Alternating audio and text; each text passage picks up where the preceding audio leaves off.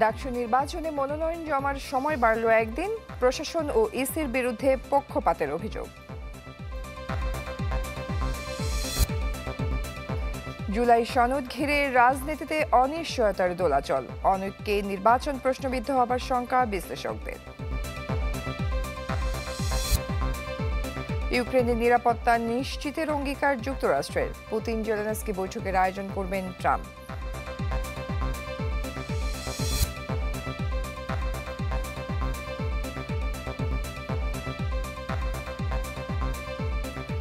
আমন্ত্রণ চ্যানেল 24 সকাল 10টার খবরে। শুনছিলেন প্রেসিডেন্সি ইউনিভার্সিটির সংবাদ শিরোনামগুলো। আপনাদের সাথে আছি আমি রোকসানা জুই। দেশের 1 নম্বর গ্যাস স্টোভ যা বেশি তাপেও ফাটে না, আরএফএল গ্যাস স্টোভ, নিরাপদ ও ঝামেলাহীন। ডাকসু নির্বাচনে মনোনয়ন বিতরণ ও জমা দেওয়ার শেষ দিন আজ। ঘোষিত তফসিল অনুযায়ী গতকাল এই সময় নির্ধারিত থাকলেও একদিন বাড়ানো হয় সময়। একে নির্বাচন পিছিয়ে দেওয়ার ষড়যন্ত্র বলে মনে করছে গণতান্ত্রিক ছাত্র সংসদ। গত রাতে টিএসসিতে সংবাদ সম্মেলনে সংগঠনের নেতারা অভিযোগ করেন, প্রশাসন ও ডাকসু নির্বাচন কমিশন পক্ষপাতিত্ব করছে। দাবি করেন ছাত্রদলকে সুবিধা দিতে মনোনয়ন সংগ্রহ জমার সময় বাড়ানো হয়েছে। এদিকে সোমবার পর্যন্ত 565 জন বিভিন্ন পদের জন্য মনোনয়ন কিনেছেন। এদিন 28 সদস্যের প্যানেল ঘোষণা করে ছাত্র শিবির। বাম জোট থেকে লড়বেন শেখ তাসনিম আফরোজ ইমি ও মেঘমল্লার বসু। উমা ফাতেমার নেতৃত্বাধীন সাধারণ শিক্ষার্থীদের পূর্ণাঙ্গ প্যানেলও তুলেছে মনোনয়নপত্র। ওয়ার্ল্ড ক্লাস ইনোভেশন নিয়ে ওয়ালটন এখন দেশের সীমানা পেরিয়ে পৌঁছে গিয়েছে 50টিরও বেশি দেশে। দর্শক, ডাকসু নির্বাচনের খবর এবং জাহাঙ্গীরনগর বিশ্ববিদ্যালয়ের নির্বাচনের খবর জানাতে আমাদের সাথে সরাসরি যুক্ত হচ্ছেন আমাদের প্রতিনিধিরা। আমরা সরাসরি চলে যাচ্ছি তাদের কাছে। শুরুতে চলে যাচ্ছে রাজশাহীতে রয়েছেন আবরার শাহের। আবরার, আমরা জানি যে ডাকসু নির্বাচনের জন্য একদিন সময় বাড়ানো হয়েছে। রাজশাহী থেকে আপনার কাছে কি খবর আছে জানাবেন।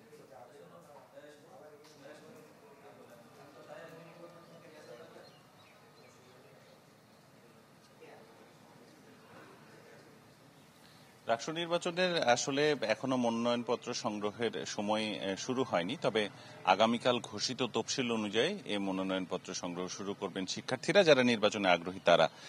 যদিও দীর্ঘ 35 বছর পর 28 জুলাই রাজশাহী বিশ্ববিদ্যালয় কেন্দ্রীয় ছাত্র সংসদ ডাকসু নির্বাচনের তফসিল ঘোষণা করা হয়। তফসিলে এই নির্বাচনের তারিখ দেওয়া হয়েছে 15 সেপ্টেম্বর। এছাড়া 15 সেপ্টেম্বর 9টা থেকে বিকেল 4টা পর্যন্ত সব হলগুলোতে একযোগে এই নির্বাচন অনুষ্ঠিত হবে। এদিকে নির্বাচন কমিশনার সহ মোট 7 জন নির্বাচন কমিশনার এই দায়িত্ব পালন করবেন।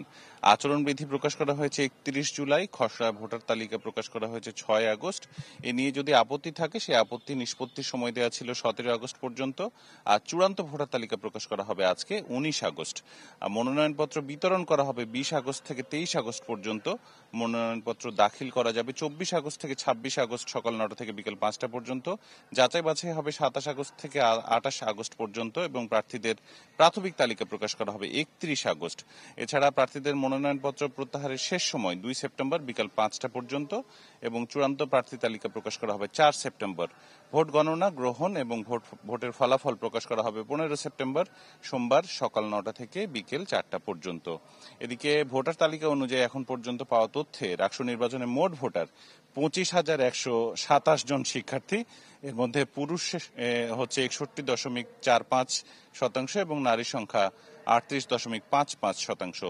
তো নির্বাচনকে ঘিরে রাজনৈতিক দলগুলো যে ছাত্র সংগঠন আছে তারা তাদের প্রার্থীতা সহ প্যানেল তৈরিতে ব্যস্ত সময় কাটাচ্ছে এবং এর বাইরে যারা স্বতন্ত্র প্রার্থী রয়েছেন তারাও কিন্তু এখনো প্রস্তুত হচ্ছেন যে নির্বাচনের মনোনয়নপত্র আগামীকাল থেকে গ্রহণ করবেন বলে। তো এই ছিল আমার কাছে ডাকসু নির্বাচনের খবরাখবর আছে। আবরার, ধন্যবাদ আপনাকে। আপনি থাকুন আমাদের সাথে। দর্শক, আমরা দেখতে পাচ্ছি আমাদের সাথে যুক্ত হয়েছেন সহকর্মী অপু ওহাব সাভার থেকে। আমাদেরকে জানাবেন ডাকসু নির্বাচনের খবর। অপু, বিস্তারিত জানাবেন। জয়ী, জাহাঙ্গীরনগর বিশ্ববিদ্যালয়ের ছাত্র সংসদ এবং হল সংসদ দুটি সংসদেরই নির্বাচন হবে আগামী 11 সেপ্টেম্বর। সে অনুসারে কিন্তু আজকে মনোনয়নপত্র জমা এবং গ্রহণের দ্বিতীয় দিন, অর্থাৎ শেষ দিন, শিডিউল অনুসারে শেষ দিন।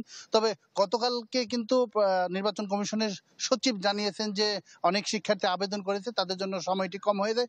এই জন্য তারা বিবেচনা নিচ্ছেন। এখনো পর্যন্ত জানা যায়নি যে ডেট বাড়িয়েছে কিনা, তবে বাড়াতে পারে। এর বাইরে এখন পর্যন্ত 21টি হল সংসদের জন্য 86 জন এবং কেন্দ্রীয় সংসদের জন্য 46 জন কিন্তু মনোনয়নপত্র সংগ্রহ করেছে। একজন শিক্ষার্থী মাত্র জমা দিয়েছে। তবে আজকে অনেক শিক্ষার্থী এখন পর্যন্ত, আমি এই মুহূর্তে রয়েছি নির্বাচন কমিশনের যে কার্যালয়, নির্বাচন কমিশনের কার্যালয়, সেই কার্যালয়ের সামনে। এখন পর্যন্ত আমরা দেখিনি কেউকে আসতে, তবে আমরা খবর পেয়েছি যে একই সাথে যেহেতু 21টি সংসদের রিটার্নিং কর্মকর্তার কাছ থেকেও মনোনয়নপত্র সংগ্রহ করা যাচ্ছে, এজন্য কিন্তু বিভিন্ন হলের যে নির্বাচন কমিশন কার্যালয় রয়েছে সেখান থেকেও মনোনয়নপত্র বিভিন্ন শিক্ষার্থীরা সংগ্রহ করছে। তবে আজকে বিকেল অফিসিয়ালি 4টা পর্যন্ত মনোনয়নপত্র সংগ্রহ করা যাবে। জয়। অপু, ধন্যবাদ আপনাকে। দর্শক, রাকসু এবং জাকসু নির্বাচনের খবরাখবর জানছিলাম সহকর্মীদের কাছ থেকে। Diploma full cream milk powder যুগ যুগ ধরে ডেজার্টকে বানায় এতটা ডিলিশিয়াস, যার চোখ ধাঁধানোর স্বাদের কাছে হারবে সবাই। নিউজিল্যান্ডেরই জুলাই সনদে ভিন্ন মতের আধিক্য প্রশ্নবিদ্ধ করবে এর যৌক্তিকতা। অনিশ্চিত রাজনৈতিক ভবিষ্যতের মুখোমুখি হবে দেশ, বাড়তে পারে সংঘাত, অবিশ্বাস। বিশ্লেষকরা বলছেন, রাজনৈতিক দলগুলো যদি এক্ষেত্রে ঐক্যমত্যে না আসে তাহলে প্রশ্নবিদ্ধ হতে পারে নির্বাচন। সাদ বিন শফিকের রিপোর্ট। জুলাই সনদে অন্তর্ভুক্ত বিষয়, আইনগত ভিত্তি ও বাস্তবায়নের প্রক্রিয়া নিয়ে রাজনৈতিক দলগুলো কখনো হয়েছে একমত, আবার কখনো নিয়েছে মুখোমুখি অবস্থান। এসবের মধ্যেই এর পূর্ণাঙ্গ সমন্বিত খসড়া আনুষ্ঠানিকভাবে হাতে পেয়েছে রাজনৈতিক দলগুলো। বিএনপি বলছে সংশোধিত সনদেও কিছু অসামঞ্জস্য পেয়েছে তারা, আর সনদ নিয়ে সন্তুষ্ট নয় জামায়াত ও এনসিপি।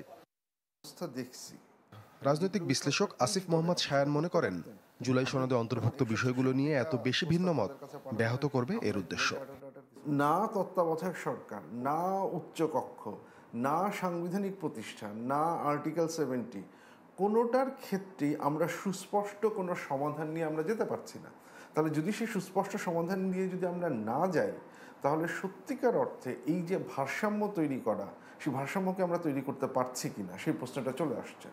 আমরা কি ওই যে এক ব্যক্তি বা এক দলের হাতে ক্ষমতা কেন্দ্রীভূত হয়ে যাবে, সেটাকে আমরা বন্ধ করতে পারছি কিনা সেই প্রশ্নটা চলে আসবে। এবং এই দুটো ক্ষেত্রে এই প্রশ্নের উত্তর না হওয়ার সম্ভাবনা অনেক বেশি। চিন্তক ফরহাদ মজার মনে করেন, গণপরিষদ গঠন ছাড়া জুলাই সনদই শুধু নয়, গণঅভ্যুত্থান পরবর্তী জন আকাঙ্ক্ষার বাস্তবায়নও কঠিন হবে। আমরা এখন রাষ্ট্র গঠনের প্রক্রিয়ার মধ্যে আছি, সরকার নির্বাচনের মধ্যে নাই। এটা হলো বাস্তবতা। তো আপনি টালবাহানা করছেন কেন? আপনি ঘুরে ঘুরে কেন এগুলো করাতেছেন? আপনি দরকার তো না। আপনি তো প্রথমত এই প্রথম থেকেই আপনি জনগণের অভিপ্রায়, এটা যেন একটা সামষ্টিক অভিপ্রায়ের রূপ নেয়, তর্ক বিতর্ক আলাপ আলোচনার সঙ্গে যেই থাকুক, আপনি যে দল করেন কি মতের, ইররিলেভেন্ট, এটা আপনি গণপরিষদে বসে আপনি তর্ক বিতর্ক করবেন। গণপরিষদে যে সিদ্ধান্ত হবে এটাই জনগণের সামষ্টিক অভিপ্রায়। তবে রাজনৈতিক দলগুলো যদি ঐক্যমত্যে না আসে, তাহলে প্রশ্নবিদ্ধ হতে পারে নির্বাচন, আন্দোলনের পথেও হাঁটতে পারে কেউ কেউ। আপনি হচ্ছে গিয়ে নির্দিষ্ট সময়ে ইলেকশন দিবেন, কিন্তু সেইখানে বাকি রাজনৈতিক দলগুলো যারা জুলাই চার্টারে সাইন করছে না, তারা বলতে পারে যে আমি নির্বাচনে অংশগ্রহণ করব না।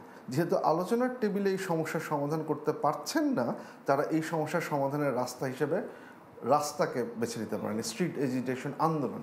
এগুলো করে টালবাহানি করে তারা মূলত জনগণকে উপর আবার পুরনো ফ্যাসিস্ট শাসনটা বহাল রাখার জন্য তারা এইসব টালবাহানা করে। দরকার তো নেই তার এসব করার জন্য। আমরা আমি বলেন, এই যে অতগুলো কমিশন হয়েছে, এর মধ্যে কোথায় আছে আপনার একটা যারা গণঅভ্যুত্থানে যুক্ত ছিল? বিশ্লেষকরা বলছেন, কাগজে কলমে কি লেখা বা অঙ্গীকার করা হলো, তার চেয়েও গুরুত্বপূর্ণ হলো রাজনৈতিক দলগুলোর পারস্পরিক আস্থা। বিভিন্ন মতামত। সাদ বিন শফিক, চ্যানেল 24, ঢাকা। এবার জানবো এক্সপেল ডুয়াল অ্যাকশন অ্যারোসলের সৌজন্যে ডেঙ্গু পরিস্থিতির খবর।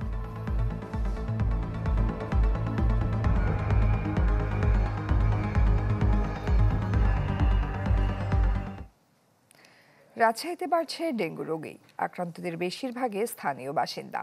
চিকিৎসকরা বলছেন, উপজেলা ও জেলা সদরে চিকিৎসার সুযোগ থাকলেও অনেক রোগীকে পাঠানো হয় রাজশাহী মেডিকেলে। রাজশাহী অঞ্চলে গত বছর ডেঙ্গু রোগের প্রাদুর্ভাব ছিল সেপ্টেম্বর থেকে চলতি বছরের জানুয়ারি পর্যন্ত। চলতি বছর রাজশাহীতে ডেঙ্গুর প্রাদুর্ভাব শুরু হয় 19 জুন থেকে। আগস্ট পর্যন্ত হাসপাতালে প্রতিদিন গড়ে ভর্তি হন অন্তত 6 জন। রাজশাহী মেডিকেল ঘুরে দেখা যায়, ডেঙ্গু আক্রান্ত হয়ে চাঁপাইনবাবগঞ্জ, কুষ্টিয়া ও নওগাঁ জেলা ছাড়াও রোগীরা আসছেন খুলনা বিভাগের বিভিন্ন জেলা থেকে। রোগীদের অভিযোগ, জেলা উপজেলার হাসপাতালগুলো ডেঙ্গু আক্রান্তদের দায়িত্ব নিতে চায় না। চারঘাট উপজেলাতে দেখাইছিলাম, ওনারা বলছে যে ভাই একটা মানুষের হচ্ছে 1.5 লাখ প্লাটিনিয়াম থাকা স্বাভাবিক, আর আপনার আছে অনলি 37,000, আমরা এই রিস্ক নিতে পারবো না। সিগনেচার নিল যে কিছু হয়ে গেলে হসপিটাল কর্তৃপক্ষ দায়ী থাকবে না, এই কারণে আমাকে রাজশাহী পাঠায় দিল। জেলা সদর কিংবা উপজেলা হাসপাতালে ডেঙ্গু রোগের চিকিৎসার সুবিধা থাকলেও রোগীদের পাঠিয়ে দেয়া হচ্ছে রাজশাহী মেডিকেলে। কৃত্রিম সংকট তৈরি করা স্যালাইন বা অন্যান্য ওষুধের ক্ষেত্রে এই বিষয়টি রাজশাহীতে কখনোই ছিল না। আমাদের গত বছর বা বিগত বছরগুলোতেও কিন্তু পর্যাপ্ত পরিমাণ স্যালাইনের মজুদ ছিল, আমাদের কখনোই কোনো সংকটে পড়তে হয়নি, এবছরও নাই।